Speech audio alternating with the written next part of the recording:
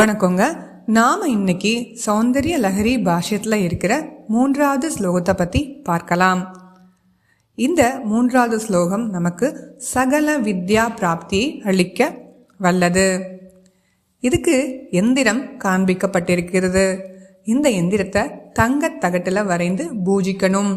இதை வடகிழக்கு முகமாக இருந்து 12 நாட்கள் 2000 உரு வீதம் ஜபிக்கலாம். அல்லது 45 நாட்களோ 54 நாட்களோ 1008 உரு வீதமும் ஜபிக்கலாம். இதற்கு நிவேதனம் அன்னம், உளுந்து வடை, தேன் மற்றும் வெற்றிலை பாக்கு.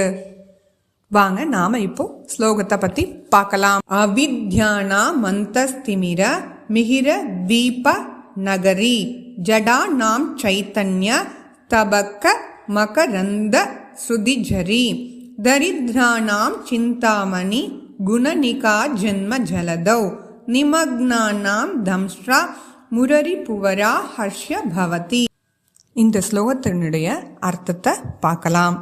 உன்னுடைய பாதத்தூளி அவித்தை குடிக்கொண்ட உள்ளத்தினருக்கு அகத்திரளை போக்கும் சூரியனுடைய உதயத்தீவின் நகரம் போலும், அவிவேவிகளுக்கு ஆத்ம ஞானமாகிய கற்பக விருட்சத்தின் பூங்கொத்திலிருந்து பரவி சொல்லும் மகரந்தம் போலும், ஏழைகளுக்கு நினைத்ததை அளிக்கக்கூடிய சிந்தாமணி குவியலாயும், பிறவிக்கடலில் மூழ்கியவர்களுக்கு ஆதி வராகமாய் அவதரித்து பூதேவியை தூக்கிய முராரியின் கோரை பற்கள் போலவும் விளங்குகிறது. இதுதாங்க. இந்த மந்திரத்தை தினமுமே 11 முறை ஜபிக்கலாம். அதாவது குழந்தைகள் கல்வியில் தேர்ச்சி பெறுவதற்காக இந்த ஸ்லோகத்தை 11 முறை தினமும் சொல்லலாம். இது ஹ்ரீம் பீஜத்தை வைத்து சொல்லப்படும் பொழுது இதற்கு வேறு விதமான பலனும் கிடைக்குங்க. அதாவது ஹ்ரீம் பீஜத்தை நாம மாயா பீஜம் அப்படின்னு சொல்றோம். ஆனா இந்த ஹ்ரீம் பீஜத்தை சிந்தாமணி பீஜம் அப்படின்னு நாம சொல்லுவோம். இந்த ஹ்ரீம் பீஜத்தை ஒன்றுக்கொன்று பார்வையான திரிகோணங்களின் நடுவில், அதாவது இப்போ இதில் நம்ம வரைஞ்சிருக்கோம் இல்லையா, அதில் க்ளீம் எழுதியிருக்கு.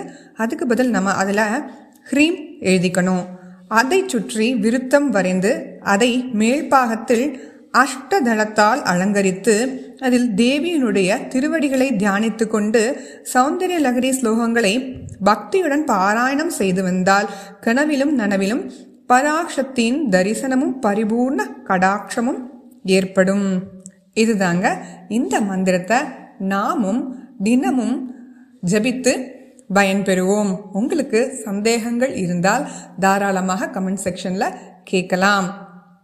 உங்களுக்கு இந்த வீடியோ பிடிச்சிருந்தது அப்படின்னா லைக் பண்ணுங்க, ஷேர் பண்ணுங்க, சப்ஸ்கிரைப் பண்ணுங்க.